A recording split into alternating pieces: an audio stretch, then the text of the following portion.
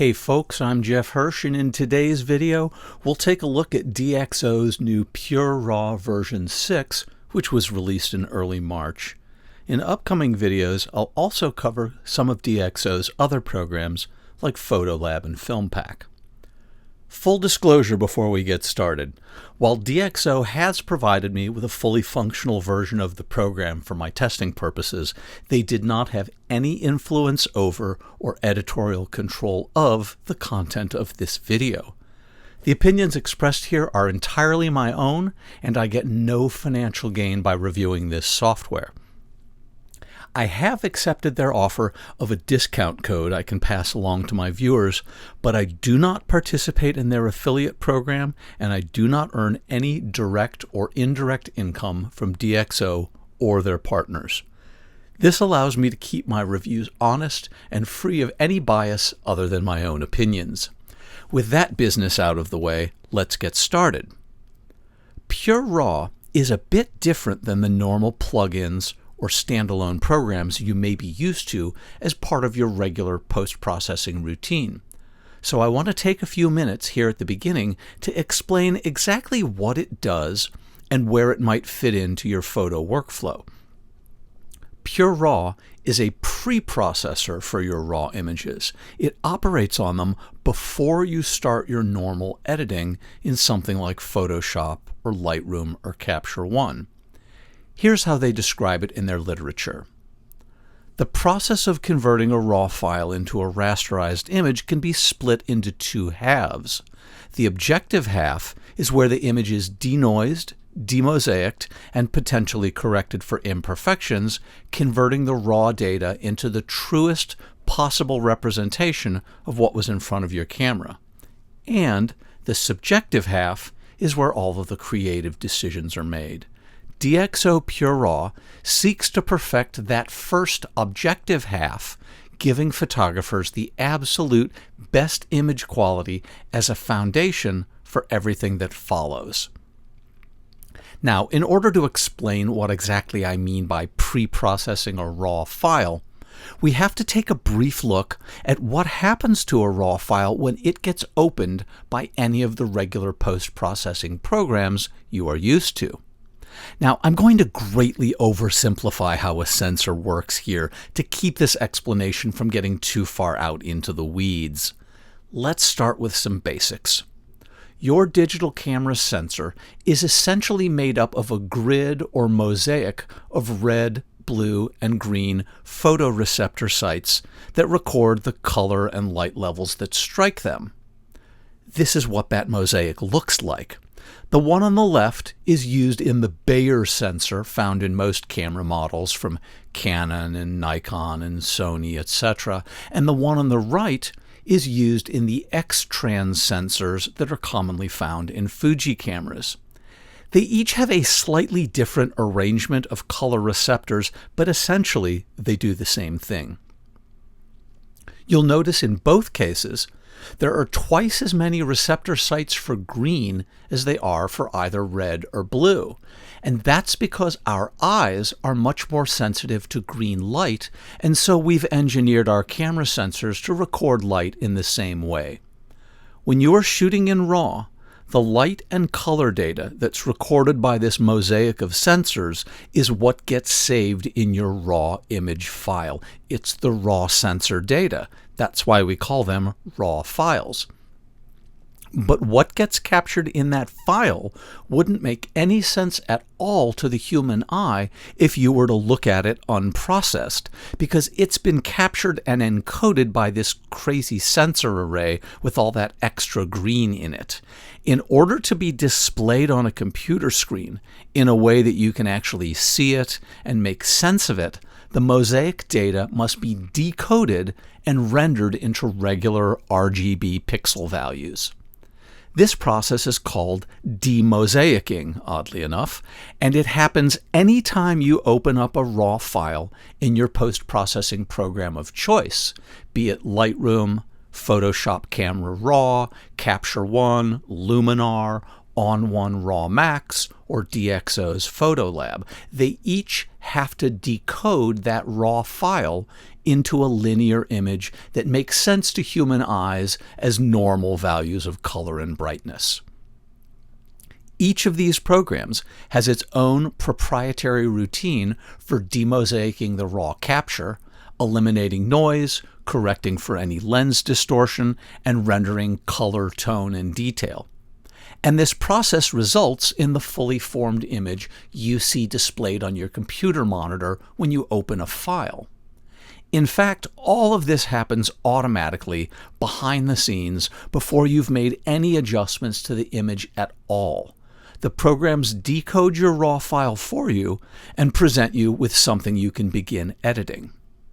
What most folks aren't aware of is that you actually have some choice as to how your raw captures are decoded on their way to being edited.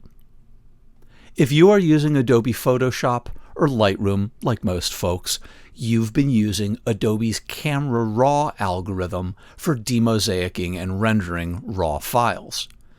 Camera Raw is a robust and reliable engine for decoding raw files that may have been captured by a wide variety of popular cameras, including those made by Canon, Nikon, Sony, and Fuji, as well as ones from Olympus, Panasonic, Leica, and more. It's been around for years and years, and we've all come to rely on it. It's rock solid. Along with its demosaicing and noise reduction routines, Adobe's Camera Raw includes an extensive database of lens corrections for almost all of the lenses made by the major camera manufacturers, as well as many others from third-party lens makers like Sigma and Tamron. This allows for the correction of any optical deficiencies present in your raw file. So Camera Raw has all the tools necessary to properly decode your raw capture into something that you can view or edit with proper color and image geometry, and indeed, this is what most folks are using in their day-to-day workflow. The same is true for Capture One or On1 RAW Max or Luminar if you're using them as your raw editor. Each program has its own raw engine for decoding and rendering raw files. But here's the kicker. If you are an Adobe user, Camera Raw isn't your only option for decoding raw files. If you're a Capture One user, Capture One isn't your only option for decoding raw files. The same goes for Luminar and On1 RAW users. And that's where DxO's PureRAW comes in. PureRAW has its own proprietary pre-processing routines for decoding your raw capture, and as such, it has the potential to provide you with an even better starting point for your raw editing process. A cleaner, sharper, more optically correct raw file from the get-go.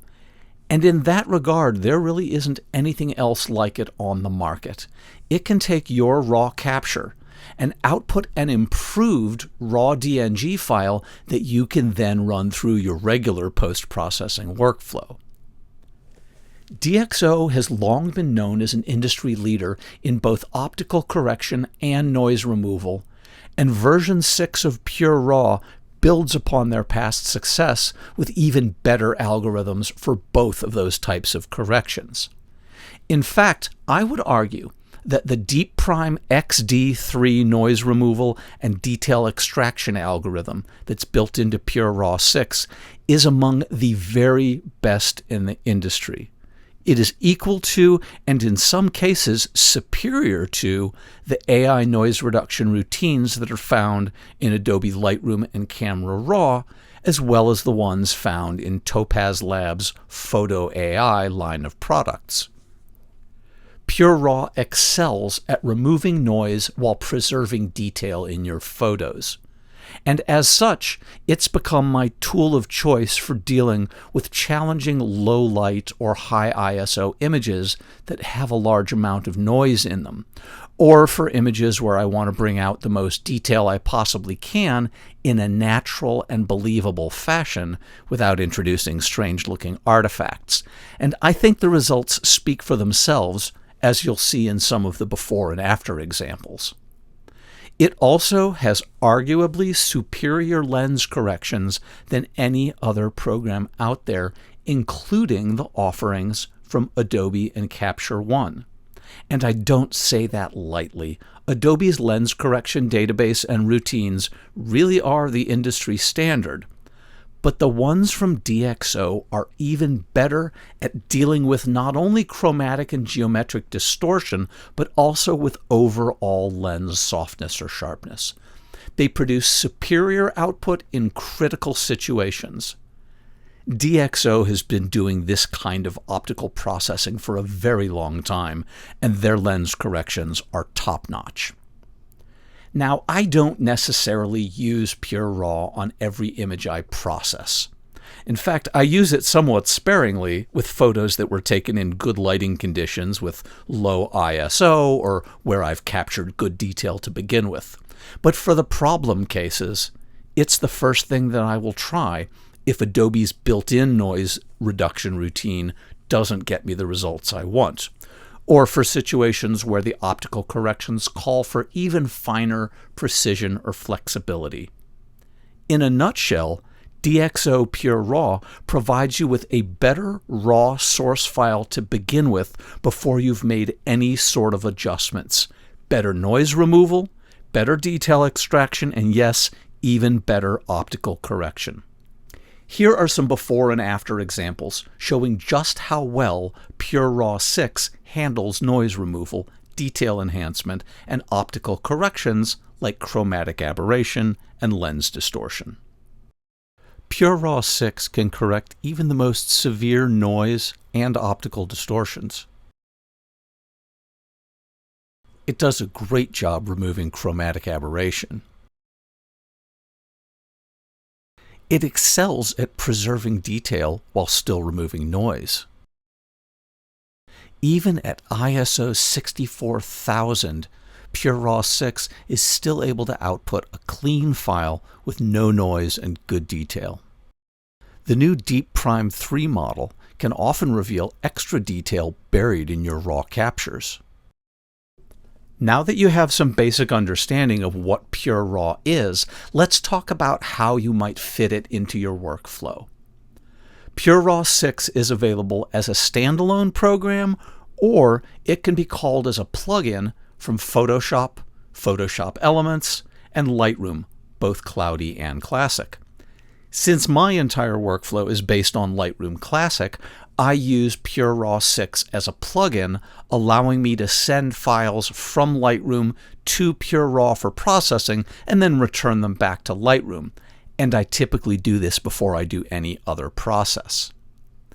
In fact, before you send a RAW file from Lightroom over to PureRAW, you should make sure that you haven't enabled any lens profile correction or chromatic aberration removal, since PureRAW will take care of both of those aspects. Okay, let's talk about getting images back and forth between the programs. There are actually two different methods to send your images from Lightroom to PureRAW, but one of them is much better than the other when it comes to what kind of file you're sending over and what kind of file you'll get back. If you use File Export to export an image to PureRAW, it will actually send over a TIFF file instead of a RAW file, and you'll get a TIFF back when it's done. Well, that kind of defeats the entire purpose of the RAW preprocessor. We want a RAW file as our output. Instead, you'll want to go to the File menu, then go down to where it says Plug in Extras, and choose one of the three options to hand your original RAW file off to PureRAW for processing. When it's done processing your image, you'll get a raw DNG file back instead of a TIFF file, allowing you much greater flexibility when you go on to edit the image. Using the plug-in extra method, you have 3 slightly different options for how you send raw images over to PureRAW for pre-processing, and they each trigger PureRAW in a slightly different way. For this video, we'll mostly focus on the first method. Option 1, preview and process with DxO PureRAW. This method lets you choose your settings and see a preview of how they'll affect your image before you actually process it. You'll also be able to see a before and after view, and I find that very helpful. Option 2 would be instant processing with PureRAW. This one lets you choose your settings but doesn't show you a preview before processing, so you can't really compare the before and after nor see the impact of your adjustments. Option 2 is a little quicker to execute because it bypasses the preview part, but it still lets you adjust the settings that will be applied. Option number 3 is to process directly with the last settings that you used with DxO PureRAW. This option uses whatever the last settings were that you applied to a previous image and doesn't give you any sort of preview before running. Option 3 is, of course, the fastest and the most direct because it just applies whatever your last settings were and doesn't bother with generating a preview before processing. This is the quickest handoff method, and it works great for running a batch of images after you've dialed in your settings. Now, once you've handed your image off to PureRAW for processing, you'll have some options to configure. If you're using a file taken by a camera and/or a lens that you haven't previously processed with PureRAW, a dialog box will appear asking you to download and install the relevant DxO modules related to your specific camera and lens. And you should do this anytime the dialog appears. Eventually, you'll have modules for all the cameras and lenses you work with on a regular basis. These modules contain all the necessary data for doing the lens corrections. At this point, you can jump right into configuring PureRAW with a couple of built-in presets that call up various settings to process your images. One preset is called Deep Prime 3 DNG, and the other is called Deep Prime XD3 DNG. The first one does noise reduction, and the second one does both noise reduction and raw detail extraction, and both of them output to an uncompressed DNG format. The presets are good starting points before making any other adjustments to the settings. If you aren't using a preset, you can just work your way down the main settings one by one. So here are the main settings in PureRAW. First, you have to decide which of the 2 noise reduction detail enhancement algorithms you'll be using, either Deep Prime 3 or the newer Deep Prime XD3. The XD stands for extra detail, apparently. The difference lies in how each of them removes noise from an image. Both were built using machine learning systems and neural networks that were trained on millions upon millions of images, and they both produce very natural-looking output. That's something I very much appreciate about them as a photographer. Here's how DxO describes them. Deep Prime 3 uses DxO's deep learning technology to deliver stunning results by eliminating noise and restoring details without compromising image quality. It ensures smoother transitions and more natural textures. Deep Prime 3 also introduces a third enhancement to the raw conversion process, chromatic aberration correction at the pixel level. Deep Prime XD3 sets new standards in demosaicing and denoising. Its neural network is the largest among all of DxO's denoising algorithms, enabling it to address chromatic aberrations right from the start, and the result is unparalleled quality, yielding silky smooth bokeh and rich details. And in my testing, the XD3 routine does seem to do a better job in most cases with noise removal and detail restoration, but it does take a little bit longer to process. If I have good detail to begin with, I might just use the Deep Prime 3 routine. Once you've chosen between the 2 methods, you've got 2 sliders, one's labeled luminance and the other force details, that you can use to fine-tune the overall amount of noise reduction and detail enhancement that's being applied. I encourage you to try different amounts on your images to see what looks best to you. I often find myself leaving at their default values of 40 luminance and 0 force details, as these seem to be good base values for most images I'm processing. Next, you'll have to configure the optical corrections that will be applied. The first one is something called Lens Sharpness Optimization, which allows you to adjust the strength of sharpening and restoration of fine details. This compensates for any inherent lens softness. There's an intensity slider that you can use to set the amount of sharpness optimization to a specific percentage. Or you can use the little preset menu that's there to pick between soft, standard, strong, and hard, which correspond to 75, 100, 150, and 200% in strength. Once again, I find the standard setting of 100% does a good job in most situations. I will occasionally bump it up to strong, that is to say 150%, if I'm trying to squeeze out just a little bit more detail, but I rarely, if ever, use the hard 200% setting, as I find it's just too crunchy for my tastes. Below the intensity slider, you'll find toggle switches for 3 more optical corrections: vignetting, chromatic aberration, and lens distortion. I leave all 3 enabled, and PureRAW does an excellent job correcting for these types of geometric and chromatic distortion. In fact, this is something that DxO has long been known for, the quality of their optical corrections. The last option you need to configure is how you want the program to crop your optically corrected image before outputting it. And you have 3 options depending on your needs, and they each produce a different kind of crop. The first option is to have the image cropped to the original ratio. This crops the image out from the center while still maintaining the original aspect ratio. This is probably the safest choice, and it's the one I tend to use by default. The second option is maximum rectangle. This will keep the largest image area once distortion correction has been applied. This gets you the maximum cropped area, but it might not be the exact same aspect ratio as the original. The third cropping option is complete image area, or no crop. This will give you the maximum field of view that your lens captured, but it can include blank areas at the edges that were a result of the distortion correction being applied. This is the option to use when you are trying to eke out every last pixel of real estate you can possibly get out of a raw file. It's also the option I use the least, since one has to account for those blank areas, either by cropping or with some sort of content-aware or generative fill.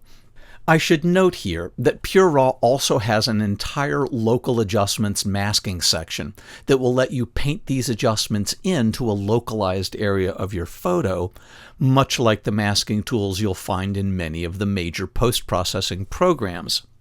I think this part of PureRAW is a little beyond the scope and scale of what I wanted to cover in an introductory video, so we'll skip this section for now and move down to the output settings.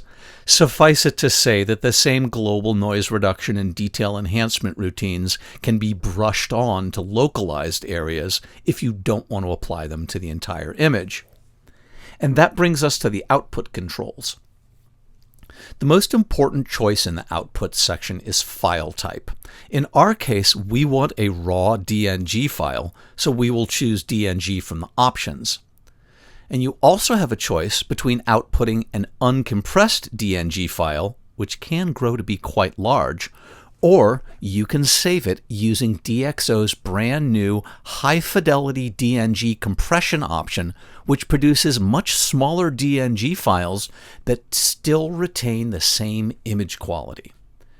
If you're coming from a host program like Lightroom or Photoshop, there's nothing more you need to configure in this section unless you want to change how the files will be named and which collection they'll be added to when they're returned to Lightroom.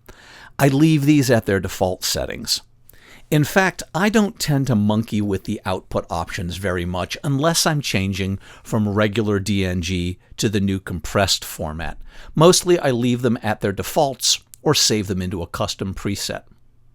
Once all of these main settings have been configured, you can either queue up the image for processing with a batch of other images or go ahead and process it immediately using the appropriate buttons in the lower right-hand corner of the main program interface. If you're using PureRAW via Lightroom or Photoshop plugin, your output file will be returned to the host program. If you're using PureRAW as a standalone application, you'll have to choose where to save the file and what format you want it to be in.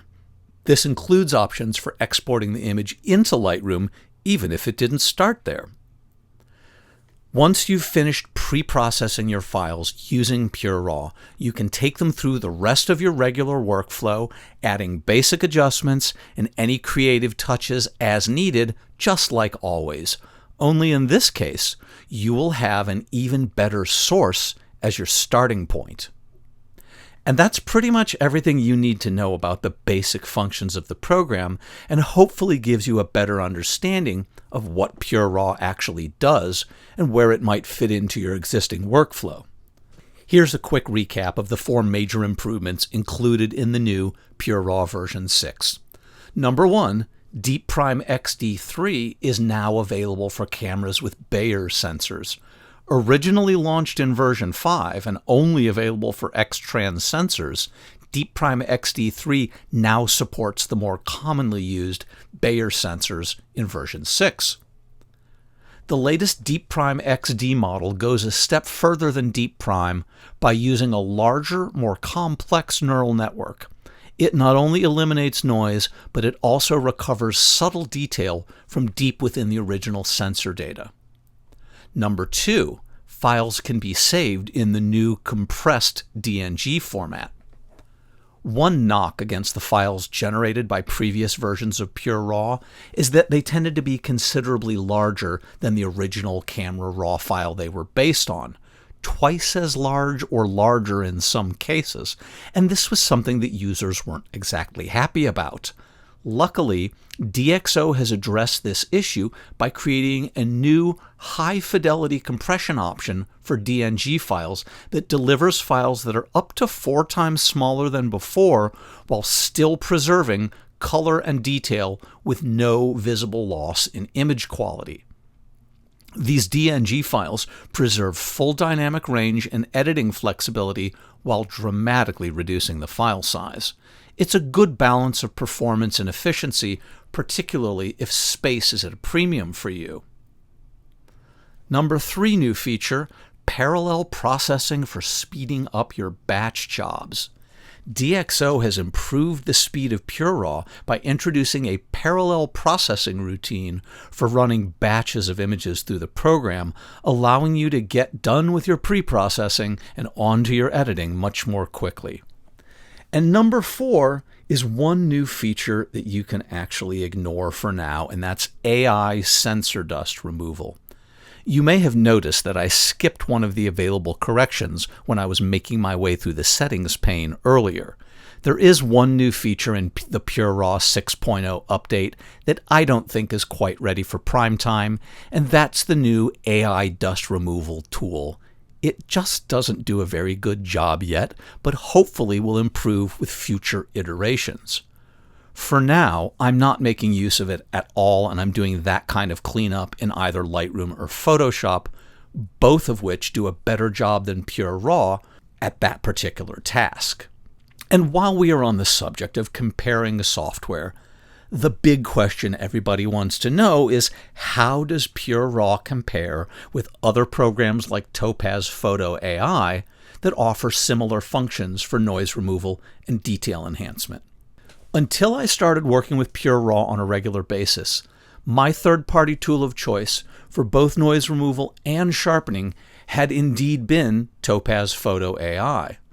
But over the last year or so, I've been gradually moving away from Topaz for a number of reasons.